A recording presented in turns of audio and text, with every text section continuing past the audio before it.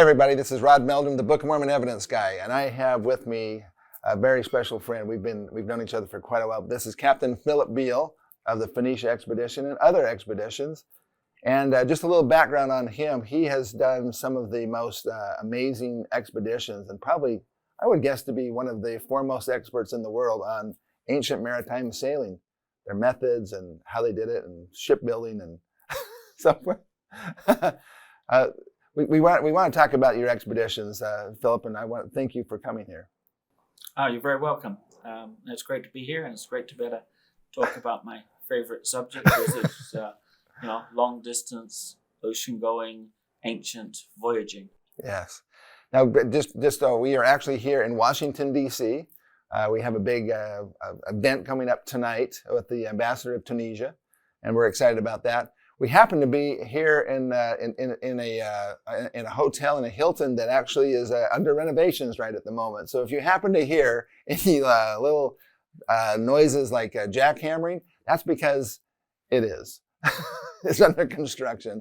So please bear with that if you hear a little bit about that, but hopefully it won't pick it up too much. So Philip, I have just several questions. I wanted to ask you first off. So Philip has done 2 voyages in a ship named the Phoenicia, and I would like to have you just kind of tell us, how did this whole project begin? Okay, so this Phoenician project began because I had previously done a voyage across the Indian Ocean in an Indonesian vessel, and somebody queried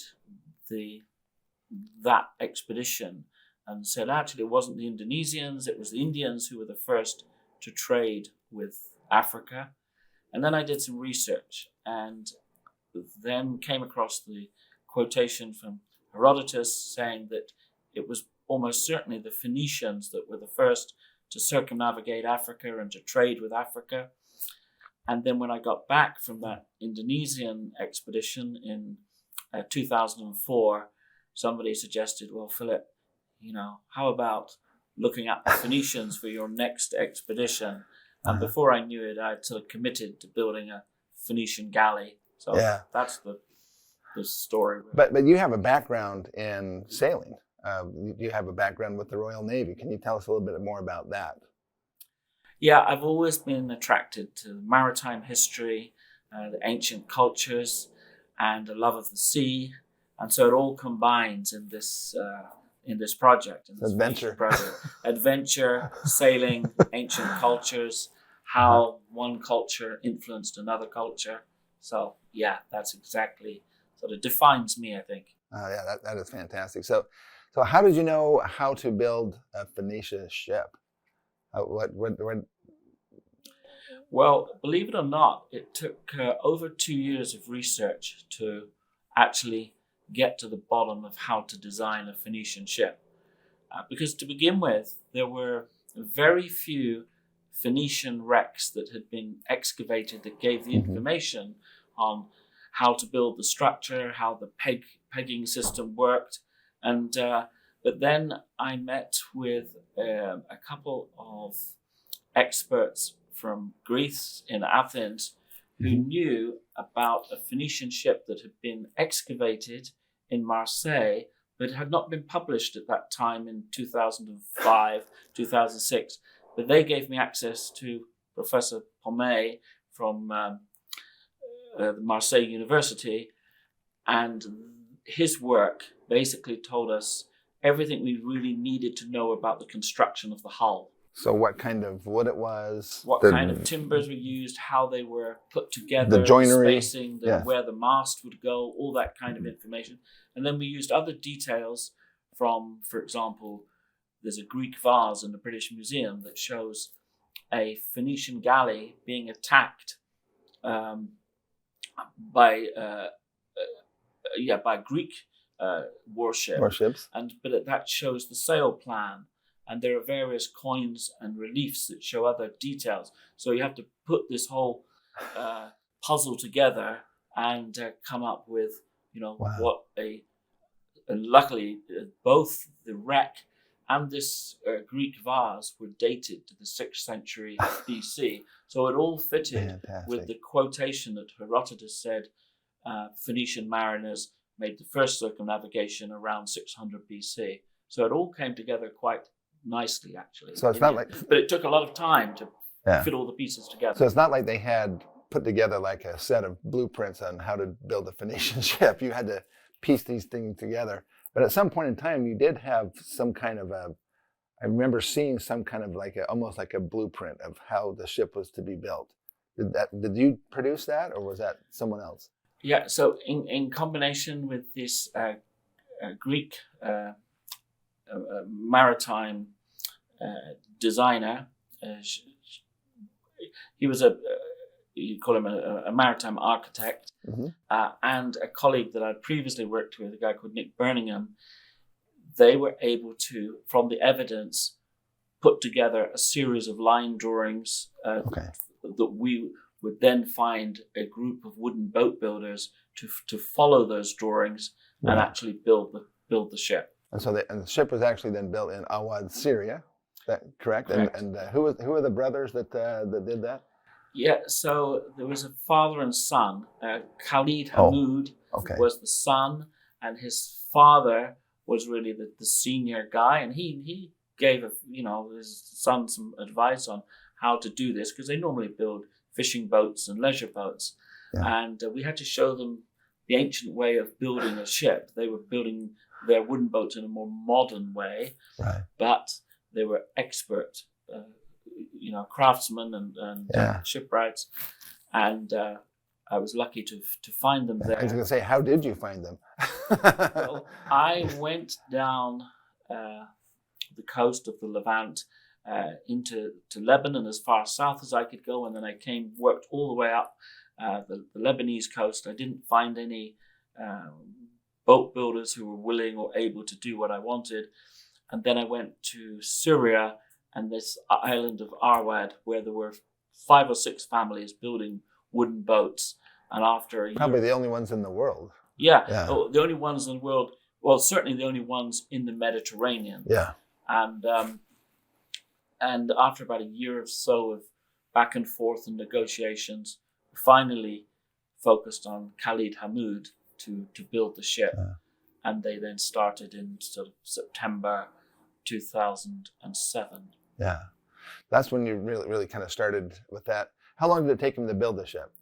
So it took about 9 months. They got a little bit delayed by constraints on timbers and the like, but in actual fact, they built it very, very quickly, very expertly, given the challenges they had. And I remember seeing something about like leopard pine or something. What is that? What kind of wood was the ship made from? So the keel was made of Aleppo pine, which is, if you like, Aleppo pine. Aleppo pine, named after the Syrian city of Aleppo, which is effectively a cousin of the Lebanese cedars. So it's very similar in kind of like the cedars of Lebanon, basically. It's basically the same timber, pretty much. And then there were 4 other kinds of timbers that were used in the construction. So all the pegs were made of olive wood. We then used a pine, a hard red pine, almost like a pitch pine for the planks. The ribs are made of a Mediterranean oak, and then the mast is made of a cypress fir, which is the most flexible timber in the ancient world, so used for the mast and the booms because it needed that extra flexibility. Wow. So is some of that things that were found when they found the actual ship in the Mediterranean mud? Essentially, they found different kinds of wood, or is that just... Yes, different kinds of wood. It's all been recorded, and we only used the timbers that were available in the ancient world. So we didn't use any, more modern ones on the actual hull. Yeah. So this is as close of a replica as is possible to the actual Phoenician armadas, the Phoenician ships that were playing the oceans. Yeah, it's as close as you can realistically get. Yeah. A Phoenician ship. Okay, so basically, as you started off then in Salalah Oman. Well, first off in Syria, sail it down the Red Sea, kind of as a sea trials. I remember I have a little video about the sea trials and kind of getting some rudder situations that needed to be taken care of and things. But ultimately you ended up in Salalah Oman to really begin this major voyage around Africa. And but Salalah is actually quite a ways further east. Do you mind to address? There's several places along the Saudi Arabian coastline you could have maybe launched from, but why Salalah? So I guess two reasons really. I mean, to your right, the sort of the final, the bedding down of the ship was complicated because there were some oversights in how the rudders would work, but the reason that, of course, one of the reasons we went to Salalah was, which was perhaps much further east than we would have liked, but of course in 2009, which is when we were there, it was the height of the Somali pirate crisis, as you may have seen from the film Captain Phillips. That's right. This was a very dangerous time. There were lots of Somali pirates out there, so actually it sort of fitted with our book to be as far east as we could. And then this would be a prize for the Somali pirates to pick up the Phoenicia. It would have, because of course the Somali pirates would have liked nothing better than a group of largely Westerners, although we had other nationalities on board too. And they would have been able to demand quite a ransom, and whether we could have paid it or our friends and family could have paid it or not, I don't know. But we decided after 5 years of working really hard on the project, getting all the design, getting the boat built, we weren't just going to give up and say, no, we can't do it because of the pirates. So we... So you went way out to the east. We went as far or way to go. But even then, the pirates were within 100 miles of us. So it was, challenging. Well, speaking of different people from different areas in your crew, what's the average size of your crew over the course of this first voyage, let's say? Yeah, typically we had 12 or 13 members on board at any one time, which worked well with the watch system that we had. We could have a watch of 3 or 4 people on board on each time, because we were sailing 24 hours a day. There's nowhere to go in the ocean. You can't just go to bed for the night and say, just set the rudder and we'll just go. Yeah. So occasionally we took on more people or less people, but in general, the average is about 12 to 13 people on any one particular part. Well, let me tell you a little bit how I found out about it. There was a guy by the name of Keith Johnson who'd been selected to go on part of the voyage, I think from Mozambique down to the Comoros Islands. And I met with him, and the ship had already been done. I think that he were actually already over by Salalah before I knew him. And actually have with us actually Russ Barlow. He was there with me. We were at the Great Octagon, the Great Circle, which are Native American, as the Native American site. We were there. And all of a sudden we see this out of the clubhouse. It's an 18-hole golf course, and out of the clubhouse, these 2 people come walking up towards us. We thought it was security to kick us off the golf course, and it turned out to be Keith Johnson. He came up and said, "Wait, aren't you Rod Meldrum?" I said, "I don't know anybody in Newark, Ohio. I mean, how do I know them?" And but he recognized me from some of our conferences and things, and so he began to tell us about this amazing journey. That's the first time I heard about you and the ship. So do you remember Keith Johnson? I do remember him. Tell us about how he was selected or how he was involved. So we had people from all over the world asking us to join the ship, and we would ask them about their experience and whether it was relevant and did they understand the risks involved and everything. And he came through that process. But it wasn't until much later, until afterwards, that he told me, about the that he's a member of our church. Yeah, exactly, and the significance of what we were doing, because I had no idea until Keith Johnson came on about this whole thing. So it was all done independently of that, And now, of course, I realize the significance of what we did in sort of authenticating, some of the beliefs of the voyage of Lehi and the Muskites. Which has been really amazing to me. We've had the honor and privilege of having you come a couple different times to our expos and to share some of that. I remember the first time you came out to the expo, we had, I don't know, it's probably a couple thousand people there. And after you got through with your talk, I don't know if you remember. Yeah, I do. It was a full-on standing ovation. Just like this was really amazing. What you have accomplished is history changing. Well, it's very nice. I think at that expo you're referring to, we hadn't done the Phoenicians before Columbus expedition. No, this is before that. Just after the first expedition. We just put the chart there and saying, this is what we're aiming to do.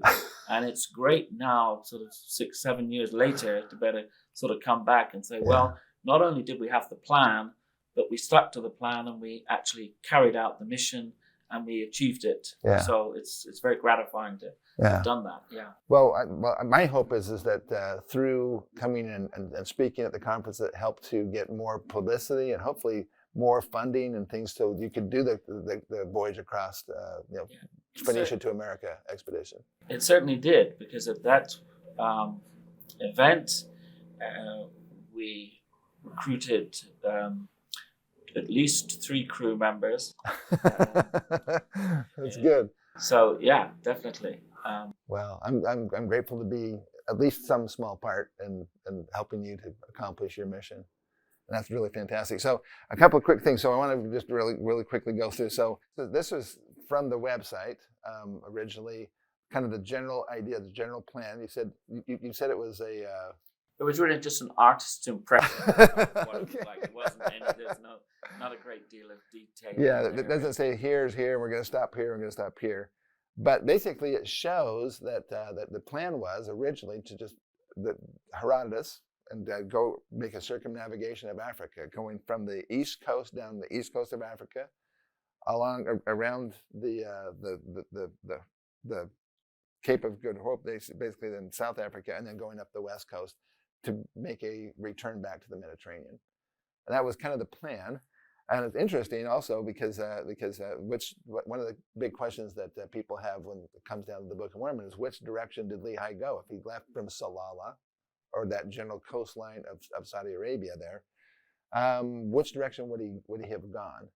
And as I did some research on this, but you did this before that, but just tell me which direction. So this is showing the different primary currents of the oceans.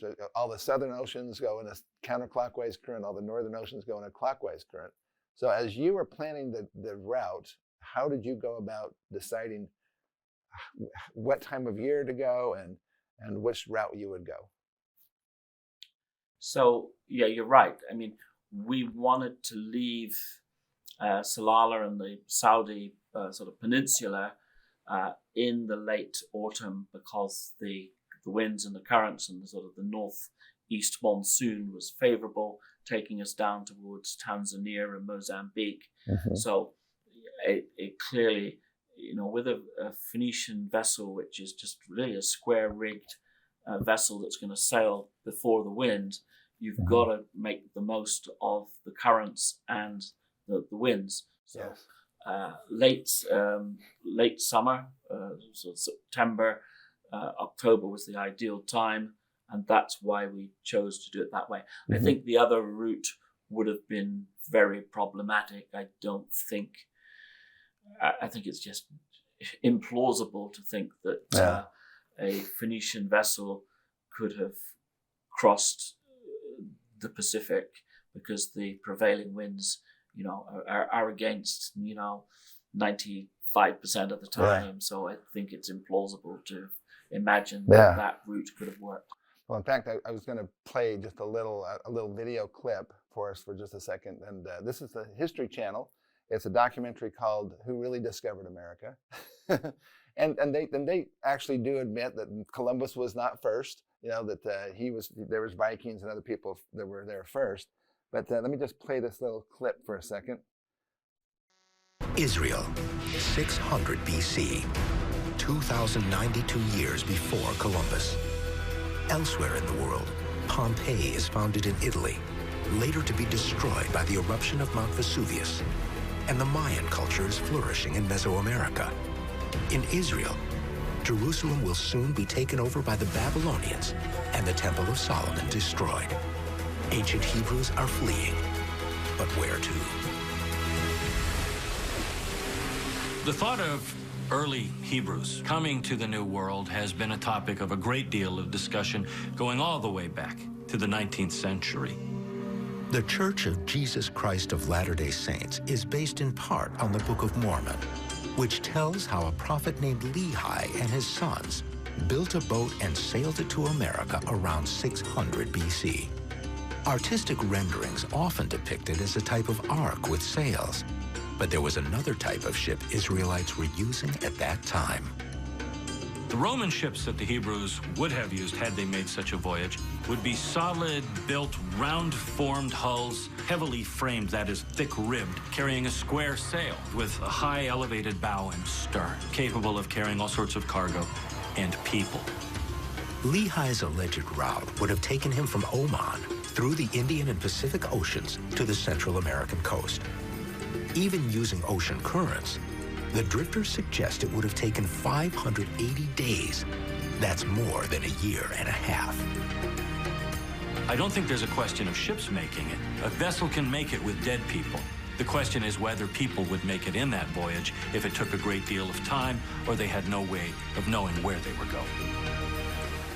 Okay, so we just saw the video from the History Channel, and they talked about the Roman ships that Lehi and his family would have used, but I don't even see that's. Can you address that? Would they have used Roman ships or would they have used Phoenician ships? I think at this time period, 600 BC, I think it's more likely that they would have used Phoenician ships because the Phoenicians were the dominant maritime power. Herodotus says, the Egyptian pharaoh Necho, he implored the Phoenicians to make ships of their own construction for the circumnavigation of Africa. I don't believe that the Roman sort of maritime expertise was available really at that time. Wasn't that after that time? Yeah, it was after that time. Yeah. Maybe 4th, 3rd century BC was probably the time when the Romans were certainly very active in Alexandria and Egypt as a maritime power.